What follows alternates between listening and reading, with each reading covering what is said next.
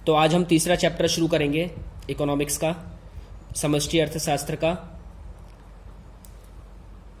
राष्ट्रीय आय तथा संबंधित समुच्चय। राष्ट्रीय आय तथा संबंधित समुच्चय। चैप्टर बहुत ही आसान चैप्टर है, बहुत आसान चैप्टर है। इससे आसान चैप्टर पूरी किताब में नहीं हो सकता। तो सवाल है कि ये जो राष्ट्रीय आय, मैं बार बार बोल रहा हूं, मैं बहुत बार समझा चुका हूं कि राष्ट्रीय आय का मतलब क्या होता है। मैं अभी समझा रहा हूं, ध्यान से सुनना। राष्ट्रीय आय का मतलब होता है कि जो आय ना, मैं लिखवा दूंगा अभी इसके बाद में इसकी डेफिनेशन। राष्ट्रीय आय का मतलब होता है जो आय सिर्फ और सिर्फ भारत के नागरिकों द्वारा अर्जित की गई हो, चाहे वो देश के अंदर किया गया हो अर्जित, चाहे देश के बाहर किया गया हो। ठीक है। तो राष्ट्रीय आय करने के लिए हम क्या करते हैं, पहले हम सबसे पहले घरेलू आय निकालते हैं। जैसे मैंने आपको बताया था राष्ट्रीय आय निकालने का फॉर्मूला। राष्ट्रीय आय कैसे निकलेगा, सबसे पहले आप घरेलू आय निकालते थे प्लस विदेशों से प्राप्त शुद्ध साधन आय। आप क्या करते थे, विदेशों से प्राप्त आय, विदेशों से प्राप्त आय माइनस विदेशों को प्राप्त आय। तो यही करते थे हम। ठीक है। तो इस चैप्टर में क्या ना, ज्यादा कुछ है नहीं। मैंने आपको बताया था कि देखो जो कैलकुलेशंस होती है ना घरेलू आय की, मैंने आपको बताया था कि घरेलू आय को दरअसल साधन लागत पर शुद्ध घरेलू आय पढ़ा जाना चाहिए, और उसकी जो शॉर्ट फॉर्म बनेगी वो एनडीपी एट एफसी बनेगी। इंडिया इसी चीज को किस पे कैलकुलेट करता है, जीडीपी एट एमपी पे कैलकुलेट करता है, क्योंकि जो इंडियन इकोनॉमी है वो एक मार्केट इकोनॉमी है। भारत को बाजार अर्थव्यवस्था के नाम से भी जाना जाता है, इसलिए इंडिया में जो भी वैल्यू कैलकुलेट होती है वो मार्केट पे कैलकुलेट होती है। इसलिए इंडिया में क्या, इंडिया जो गवर्नमेंट है ना, यहाँ की मिनिस्ट्री, स्टैटिक्स मिनिस्ट्री, वो जीडीपी कैलकुलेट करती है, जबकि अदर कंट्री में जो डेवलप्ड कंट्री वो एनडीपी कैलकुलेट करते हैं। तो डोमेस्टिक इनकम दोनों कंट्रियों में अलग अलग तरीका एक ही है, बस नाम अलग अलग है। अब उनका तरीका अलग है कैलकुलेट करने का, हमारा तरीका अलग है कैलकुलेट करने का, दोनों में कोई डिफरेंस नहीं है। ठीक है। तो समझते हैं कि इससे इस पे कैसे पहुंचा जा सकता है। देखना एक बार ना, मैं इस टॉपिक को एक बार जरा ध्यान से समझना, अच्छे से समझना। मुझे लगता है आपको एक से नहीं तो दूसरी बार में समझ में जरूर आ जाएगा। सपोज करो कि मेरे पास वैल्यू दे रखी है जीडीपी एट एमपी। ठीक है। इसको पढ़ेंगे क्या, हम पढ़ेंगे ना बाजार कीमत पर सकल घरेलू आय। अगर इसको पढ़ेंगे कैसे पढ़ेंगे, मैं लिख देता हूं यहां पर। यहां से मैंने कहा था यहां से पढ़ना शुरू करते हैं। यहां से नंबर 1 पे इसको पढ़ा जाता है, फिर नंबर 2 पे इसको पढ़ेंगे, और नंबर 3 पे इसको पढ़ेंगे। तो एमपी का मतलब होता है बाजार कीमत पर सकल घरेलू आय। ठीक है। अब सपोज करो कि मेरे को क्वेश्चन में गिवन है जीडीपी एट एमपी, और मुझसे ना वो पूछ रहा है कि मुझे ना इसी चीज को ना एनडीपी एट एफसी बनाना है, मुझे इसको एनडीपी एट एफसी बनाना है। तो देखो मेरी बात सुनना ध्यान से। देखो क्वेश्चन ये है कि मेरे पास जीडीपी एट एमपी है और मुझे एनडीपी एट एफसी बनाना है। तो मुझे क्या करना होगा ऊपर में, ताकि ये वाली वैल्यू ये बन के आ जाए। देखो यहां एमपी है, यहां एफसी है, यहां जी है, यहां एन है, और दोनों में डी तो कॉमन ही है, तो पी तो सब में कॉमन रहता ही रहता है। तो देखो एमपी का मतलब होता है बाजार कीमत, एफसी का मतलब होता है साधन लागत। तो बताओ मुझे ध्यान से सोच के कि जब हम बाजार कीमत से साधन लागत की तरफ जाते हैं तो क्या करते हैं। भाई जब आप बाजार कीमत से साधन लागत की तरफ जाओगे तो माइनस करेंगे ना शुद्ध अप्रत्यक्ष कर। तो आप क्या करोगे, जैसी आप इसमें से शुद्ध अप्रत्यक्ष कर माइनस कर दोगे तो देखो जी तो अभी भी जी रहेगा, डी अभी भी रहेगा, पी अभी भी पी रहेगा, बस ये एमपी ना एफसी बन जाएगा आपका। मेरी बात आ रही है समझ में। जैसे ही आपने इसमें से शुद्ध अप्रत्यक्ष कर माइनस किया तो आपको पता है कि शुद्ध अप्रत्यक्ष कर माइनस करने पे चेंज कहां होगा, बाजार और साधन में चेंज होगा। ठीक है। शुद्ध और सकल में तो चेंज हो नहीं सकता, राष्ट्रीय आय और घरेलू आय में तो चेंज ही नहीं हो सकता। इसलिए मैंने कहा था वो जो 3 टॉपिक मैंने आपको करवाए हैं ना, उस पर जो मैंने स्टार बनवाया है उसको आप अच्छे से कर लेना, तो उसके बेस पे ही आपका हो जाएगा अच्छे से। अब ध्यान से देखो अगला, अगर मैं इसमें से मैं माइनस कर दूं मूल्यह्रास, तो आपको पता है जब हम सकल से शुद्ध की तरफ जाते तो मूल्यह्रास माइनस करेंगे, और जैसे ही आप मूल्यह्रास माइनस कर दोगे, अब ये जी क्या बन जाएगा आपका एन, डी अभी भी आपका डी रहेगा, पी आपका अभी भी पी रहेगा, और एफ सी तो एफ सी हम पहले कन्वर्ट कर चुके हैं।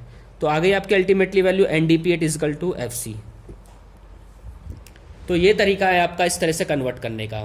तो कन्वर्ट करना ज़्यादा मुश्किल है नहीं, बस आपका लॉजिक सही होना चाहिए। अगर आपका लॉजिक सही है तो कन्वर्ट आपसे बहुत जल्दी इजीली हो जाएगा। ठीक है, हम इस एक सवाल को देखते हैं, उसके बाद आपको इसमें थोड़ा और अच्छे से क्लियरिटी आ जाएगी। तो मैंने आपके सामने क्वेश्चन लिखा है, इस क्वेश्चन के जरिए मैं आपके जो कन्वर्ट करते हैं ना, उसका मैं जो स्टेप है थोड़ा आपका इजी कर दूंगा मैं आराम से। ठीक है, तो क्वेश्चन देखो, ध्यान से समझना क्वेश्चन में क्या है।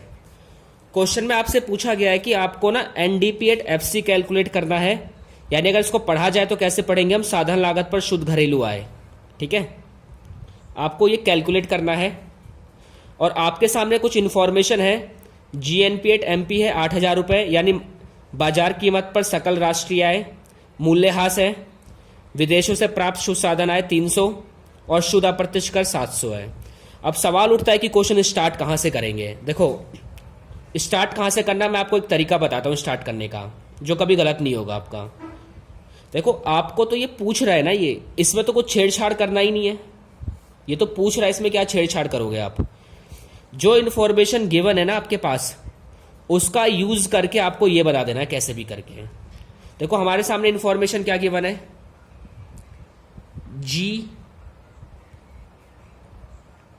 G N P at M P, ये आपको गिवन है। ठीक है,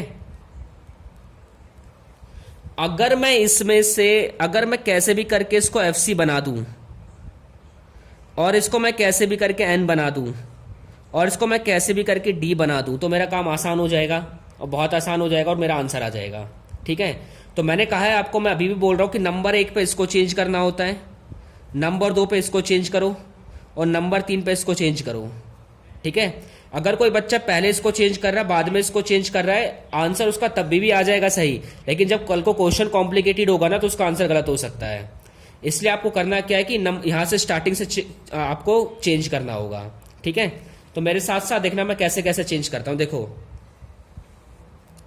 मेरे को वैल्यू गिवन है G N P at M P, ये है 8,000, यानी मैं चेंज करता हूं यहां से। देखो, एमपी का मतलब होता है बाजार कीमत, और आंसर में मेरे से पूछा गया साधन लागत। ठीक है, अभी मैं बाजार पे हूं और मुझे साधन लागत पे पहुंचना है, तो बताओ मैं क्या करूं। मैं माइनस करूंगा इसमें से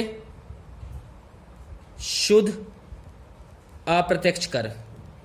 आपने जैसे इसमें से शुद्ध अप्रत्यक्ष कर माइनस किया, देखो, तो जी अभी भी जी रहेगा, एन अभी भी एन रहेगा, पी अभी भी पी रहेगा, बस ये एमपी किस में बन जाएगा, एफसी में बन जाएगा।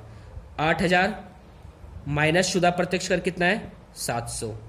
तो आपकी वैल्यू कितनी आ गई, G N P at F C 7,300।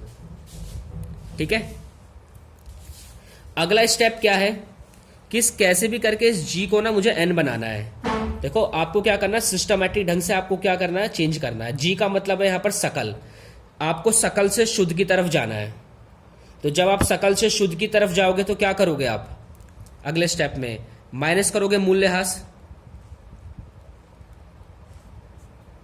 तो आपने जैसी मूल्यह्रास माइनस कर दिया, ये जी क्या बन गया, एन, ये एन अभी भी रहेगा, ये पी अभी भी पी रहेगा, एफसी हम पहले कन्वर्ट कर चुके हैं। 7,300 माइनस मूल्यह्रास की वैल्यू कितनी है, 600।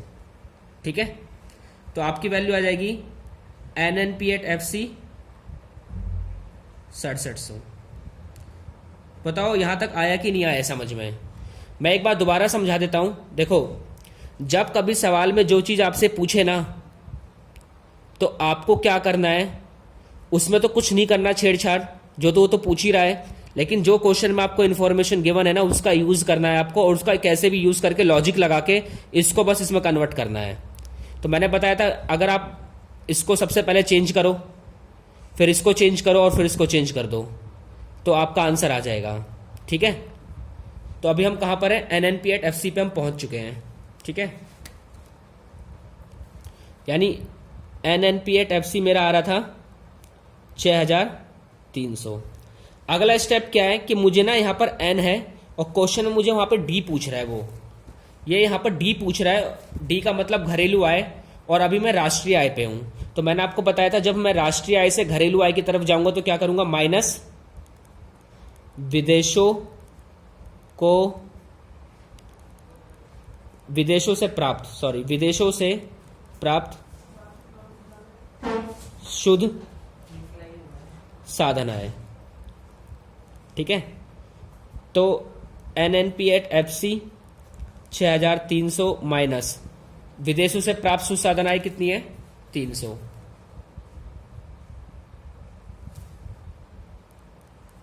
तो आप देखो ये NN था, ये N अब D बन जाएगा PFC, तो ये आपका आ जाएगा 6,000। तो ये इसका आंसर हो जाएगा। ठीक है, एक करेक्ट कर लेना, एक्चुअल में ना ये वैल्यू 6,700 है यहाँ पर, क्योंकि NNP एट FC हमारा 6,700 आ रहा था।